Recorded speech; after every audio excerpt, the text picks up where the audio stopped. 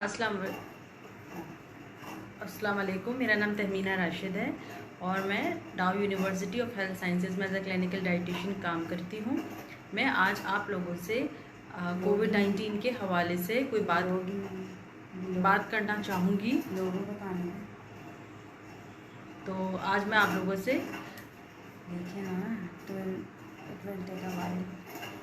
लोगों से कोविड-19 के हवाले से कुछ ग़िज़ाई गलतफ़हमियों के हवाले से बात करना चाहूँगी। तो सबसे पहले तो मैं ये बात कहना चाहूँगी कि क़ुव्वत मुदाफ़ियत होती क्या चीज़ है। क़ुव्वत मुदाफ़ियत किसी एक चीज़ का नाम नहीं होती है, बहुत सारी चीज़ों का मजमुआ होती है। जैसे कि आपका सोने जागने की रूटीन क्या है, आप नींद कितनी पूरी करते हैं, पानी का कितना पीते हैं, आपकी बैलेंस डाइट है या नहीं है, आपका स्ट्रेस लेवल क्या है। ये सारी चीज़ें अगर बेहतर होती हैं एक साथ मिलके तो ही इम्यून सिस्टम बेहतर वर्क करता है। ये एक दिन में नहीं बनाई जाती है, इसका साल का एक प्रोसेस होता है। एक अच्छा जब लाइफस्टाइल पे अडॉप्ट करते हैं तो इम्यून सिस्टम खुद ही बेहतर होता चला जाता है।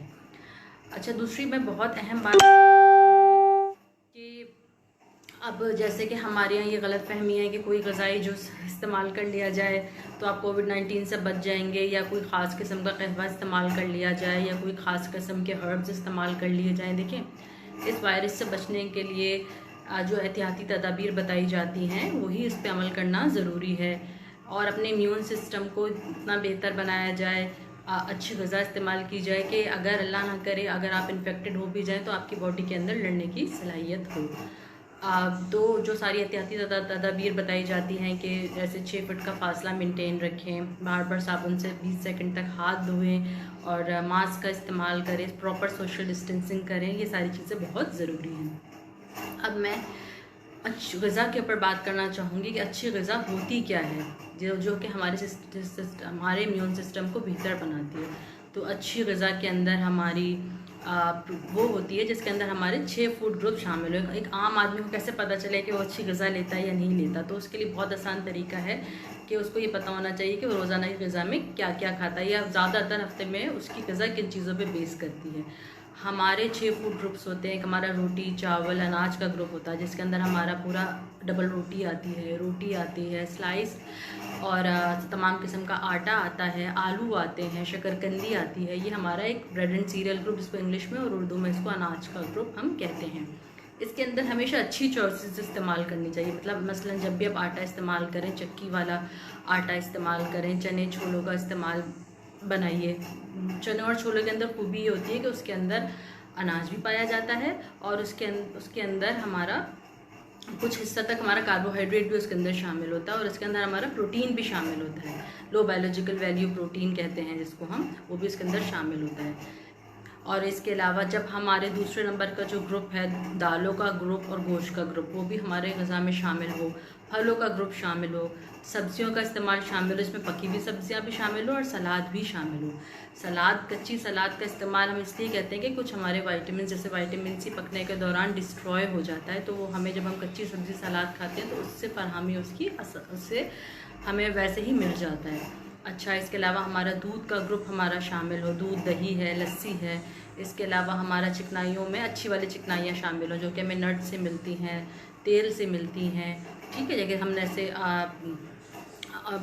हमें उसमें से जमने वाली चिकनाइयाँ, नबाताती तेल जिसको हम कहते हैं, जैसे कि हमारा कनौला का तेल है, जैतून है, कॉर्न है, ये हमें पकाने में वाला तेल इस्तेमाल करना चाहिए। और साथ में हमें इसमें जमने वाली चिकनाई जैसे बनास्पति घी का इस्तेमाल को अवॉइड करना चाहिए। गोश्त के साथ जो चर्बी लगी हुई है वो उसको अवॉइड करना चाहिए। तो ये इसी तरह से जब हमारे 6 फूड ग्रुप सही तरीके से शामिल हो जाते हैं तो फिर हमारी एक मुतवाज़िन ग़िज़ा बन जाती है। अब जैसे आप खाना खा रहे हैं, खाने में आपने ये ख्याल रखना है कि सलाद सब्जियों का इस्तेमाल लाजमी करना है खाने के साथ।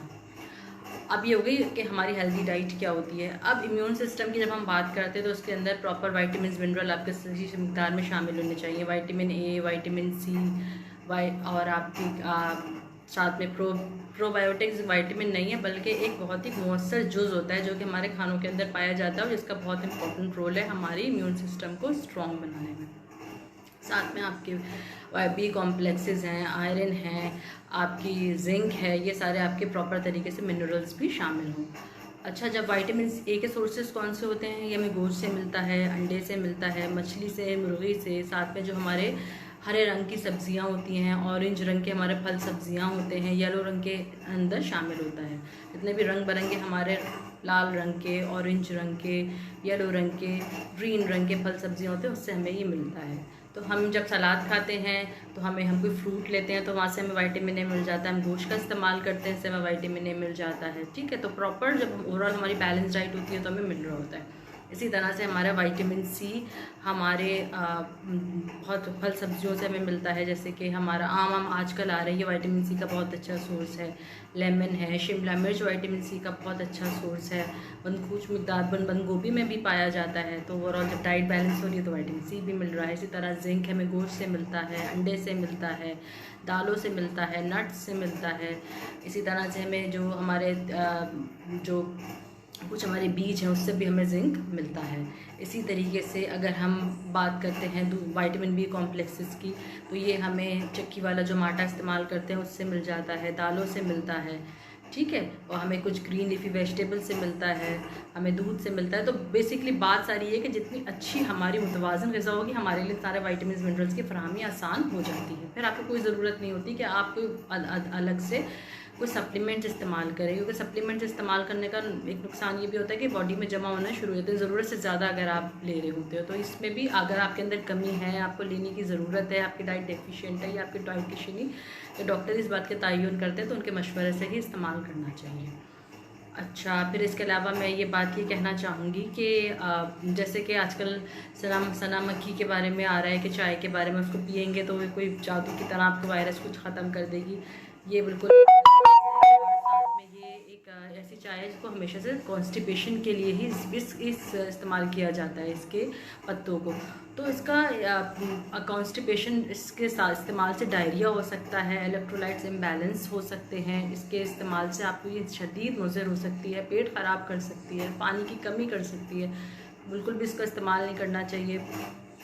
अगर आपको, जैसे मैंने इम्यूनिटी के लिए बात की, सारी चीज़ों की बात की, उसको शामिल रखें, अच्छी ग़िज़ा को शामिल रखें। और अगर आप इन्फेक्टेड हो जाते हैं तो फिर डॉक्टर के मशवरे के मुताबिक ही दवाएं इस्तेमाल करें। उस दौरान अच्छी ग़िज़ा का इस्तेमाल करें, पानी का इस्तेमाल करें, खूब रेस्ट करें ताकि आपका मुदाफ़ती निज़ाम उस बीमारी से, उस वायरस से लड़ सके। तो बात सारी कहने की ये है कि जो हमारी अच्छी ग़िज़ा होती है, हमारा पानी का सही तरीके से इस्तेमाल होता है, यही सारी चीज़ें मिलके ही हमें हम एक अच्छा ज़िंदगी की तरफ गुजार सकते हैं। एक अच्छी ज़िंदगी जब हम गुजार रहे होते हैं जिसके अंदर हमारा लाइफस्टाइल बेहतरीन होता है, वही दरअसल हमें तमाम इन्फेक्शन से लड़ने की हमारे जिस्म को ताकत देता है। इसके अलावा वर्जिश का रोल बहुत इम्पॉर्टेंट है।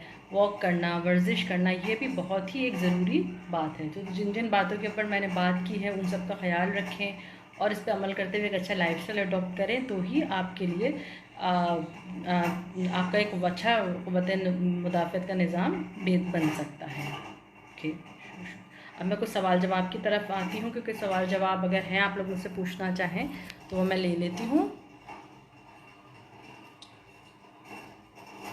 या अब मैं